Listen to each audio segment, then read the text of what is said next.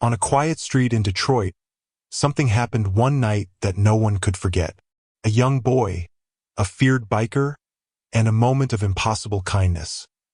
What began as a small act turned into something that changed an entire neighborhood forever. This is their story. Before we start into today's story, let us know in the comments where in the world are you watching from? And if our stories touch your heart, please subscribe to the channel. Your support helps us reach our first 1,000 subscribers and bring you more inspiring stories every day. Jamal Brooks was 12, thin as a rail, with sneakers too worn to keep out the cold. His mom worked double shifts at the nursing home, and his dad was gone long before Jamal could remember his voice. Most days, Jamal stayed outside on the cracked sidewalk, dribbling his basketball against the rusted gate. It was his way of keeping the noise inside the apartment from swallowing him. People in the neighborhood knew Jamal as the quiet kid. He didn't talk much. He watched, listened, and carried his silence like armor. His street was filled with shouts, engines, and sometimes sirens. But Jamal had learned to stay out of trouble. That night, thuffin' a night colder than Moe's, saw something that would change everything. A motorcycle's engine sputtered and died at the corner. A man with tattoos covering his arms stood there, cursing under his breath. The symbol on his jacket read, Hell's Angels. Her name was Frankie Malone, 43 years old, built tough, with silver streaks running through her jet-black hair. She wasn't the kind of person people ignored. Frankie was one of the few women in the Hell's Angels motorcycle club. She had ridden across states, slept under bridges, and brawled in bars. But tonight, none of that mattered. Her bike had given up in the worst place possibly, a street where people eyed her with suspicion. Frankie pulled off her gloves, knelt beside the machine, and tried again. Nothing. The rumble of her bike had gone silent. Jamal, from across the street, watched her. A woman, leather jacket, tattoos like stories written on her skin, stuck with no help around. People peeked through curtains but stayed away. No one wanted to get close. Frankie spat on the ground, clenched her fists, and muttered, "Of all places." That's when Jamal dropped his basketball. He stepped off the curb and walked toward her. Frankie noticed him instantly. A kid, no older than 12, small frame, wide eyes. She raised her chin, guarded. "What you want, kid?" she snapped, expecting mockery or fear. Jamal shuffled closer, hands in his hoodie pocket. His voice was quiet, almost trembling. "Your bike. It won't start?" Frankie smirked bitterly. "What gave it away?" Jamal bent down, peering at the massive chrome machine like it was some giant animal. He didn't know much, but he'd seen neighbors fix cars with almost nothing. Maybe it needs gas? Or the spark plug? Frankie tilted her head, surprised at his nerve. No kid had ever dared to approach her before. Around them, silence hung heavy. Jamal touched the cold metal, then pulled back. "I can bring my uncle's wrench. He fixes lawnmowers," he offered. Frankie let out a laugh, rough, but real.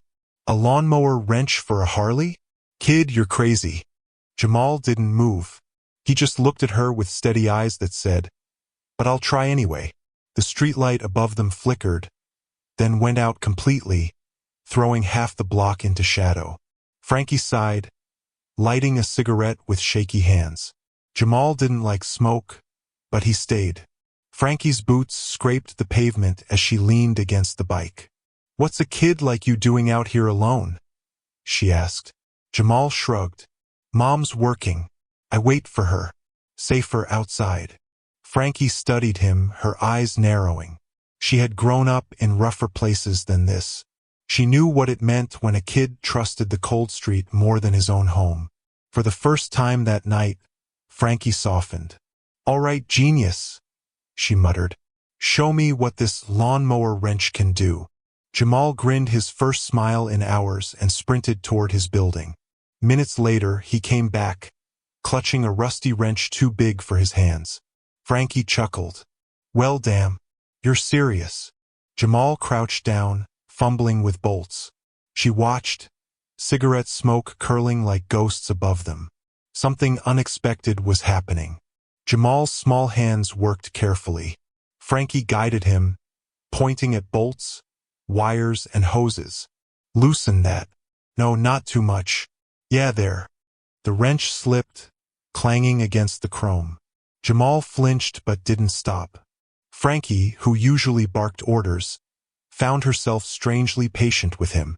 Every time Jamal wiped his sweaty palms on his hoodie, Frankie noticed. This wasn't just a kid trying to help. This was someone desperate to prove he mattered. Minutes turned to nearly an hour. Neighbors whispered from their porches, watching the unlikely pair.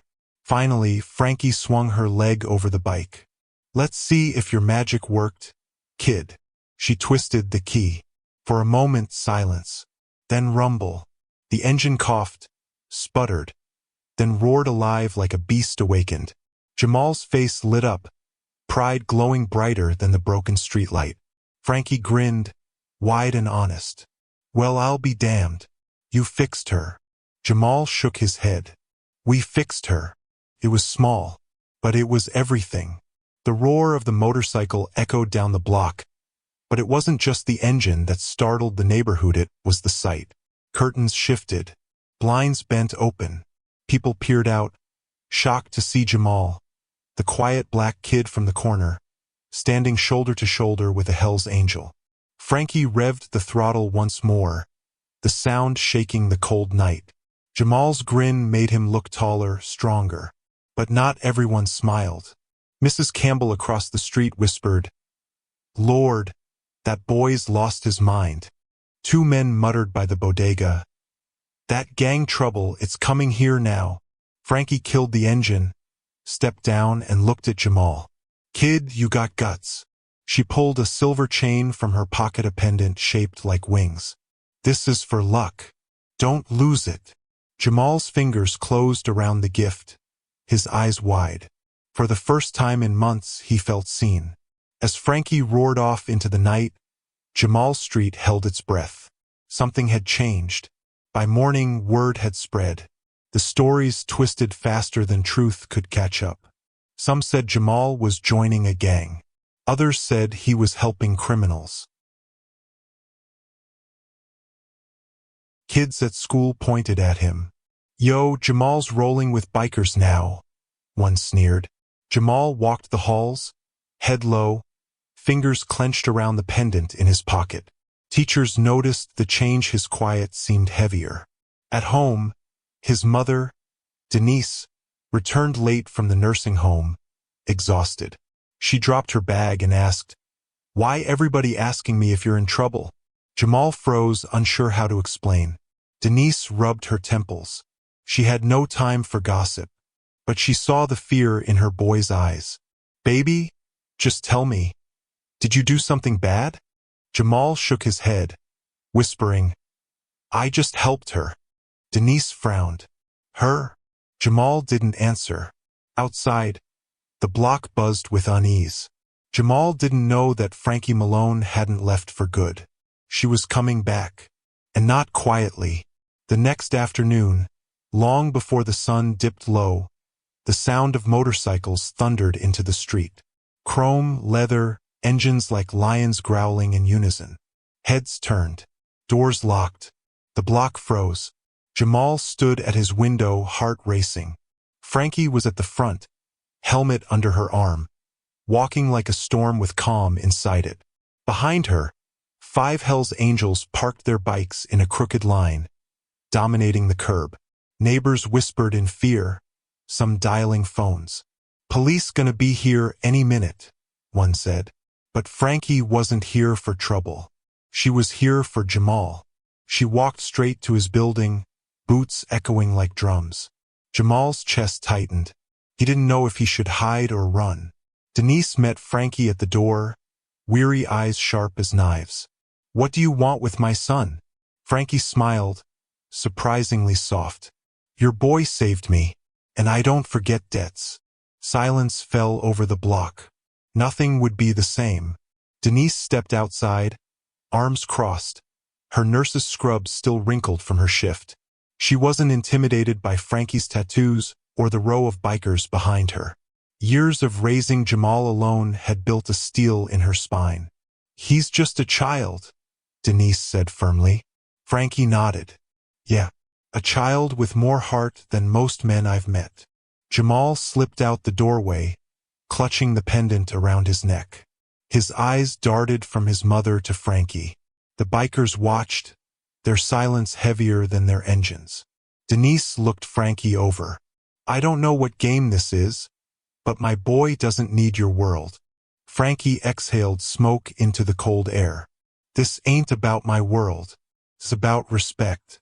Your son showed it when no one else did." The block buzzed with whispers again. Frankie wasn't here to take Jamal away. She was here to give something back. The question was, would the neighborhood let her? By evening, the police had rolled through once, eyes scanning. But Frankie's crew didn't cause trouble. They just stayed, leaning against bikes as though guarding something. Jamal stood beside Frankie now, nervous but proud. Kids who once mocked him stared in silence. The block was divided. Some feared Frankie's presence meant chaos. Others saw something different, a fierce woman protecting a boy most had overlooked. One of the older men on the block, Mr. Watson, finally shouted, "Take your noise and your leather somewhere else. You don't belong here." Frankie didn't flinch. She stepped forward, her voice calm but carrying power. "Neither did your fear when you let a kid stand alone every night while you locked your doors." Gasps rippled. Jamal's cheeks burned. Frankie wasn't just defending herself. She was calling out the street itself. The line had been drawn, but what would cross if fate or understanding remained unseen. That night, Frankie leaned against her bike, smoking slowly. Jamal sat nearby, quiet but curious. "Why'd you even stop here?" he asked. Frankie's eyes flickered with memory. "Bike broke down. But maybe it was meant to." Jamal tilted his head. Frankie rarely spoke about herself, but in the shadows, her voice softened. "I grew up in a place where nobody believed in me. Ran away at 15. Found the angels. They gave me family. But family ain't always gentle." Her eyes dropped to her scarred hands. Jamal swallowed. He had never seen her this human. "You're not scared of them?" he asked, nodding toward the other bikers. Frankie smiled faintly. "Fear's a choice. Respect. Thought hats earned." She looked at him then, really looked. "And you, kid? You earned it the moment you didn't walk away." Jamal's chest warmed. For the first time, he realized Frankie wasn't a monster. She was broken, but she was honest. The block's unease didn't fade. By the third day, Denise overheard neighbors planning. "We can't let this gang take root here," one whispered. "It'll bring violence." Another said, "That boy's already corrupted." Denise slammed her door shut, heart aching. She wanted to protect Jamal, but he clung to Frankie's visits. Rumors spread further. Kids whispered about him at school. Teachers side-eyed him. Jamal's only refuge was Frankie's steady presence. But even she knew storms were gathering. Late that night, as Frankie rode away, a brick smashed against her bike's wheel, nearly throwing her off. She steadied, eyes burning toward the shadows. No one stepped forward, but the message was clear. Leave. Frankie kicked the brick aside. She could walk away. She should. But something held her there, a skinny boy with quiet strength who had reminded her of her own younger self. And Frankie Malone never abandoned family. The next morning, Jamal found the silver pendant gone from his neck. Panic surged. He searched every pocket, every step he'd taken, but nothing. At school, he overheard kids laughing. That chain? Pawned already. His fists clenched. It wasn't just a trinket, it was proof that someone saw worth in him. He trudged home, eyes burning. When Frankie returned that evening, she noticed immediately. "Where's the wings, kid?" Jamal swallowed hard, fighting tears. "They took it." Frankie's jaw tightened. Her crew shifted, ready to act. But Jamal's voice cracked. "Don't fight. Please. Just don't." Frankie crouched, lifting his chin. "A chain can be stolen, but what you gave me that night, your guts, that can't." Her words pierced deeper than steel. Jamal realized then, the pendant was never the real gift. It was the respect. And respect couldn't be broken. The storm came faster than anyone expected. That Saturday evening, as Frankie and Jamal sat on the stoop, a bottle smashed against the curb, shattering glass at their feet. Shouts rang out, "Get out of here! We don't need your kind!" Frankie stood instantly, her crew rising with her. Jamal froze, fear gripping him. Neighbors spilled onto porches, divided between hate and hesitation. Frankie's voice cut through the chaos. "Throw all you want. You're proving this kid braver than every one of you." The words silenced some, angered others.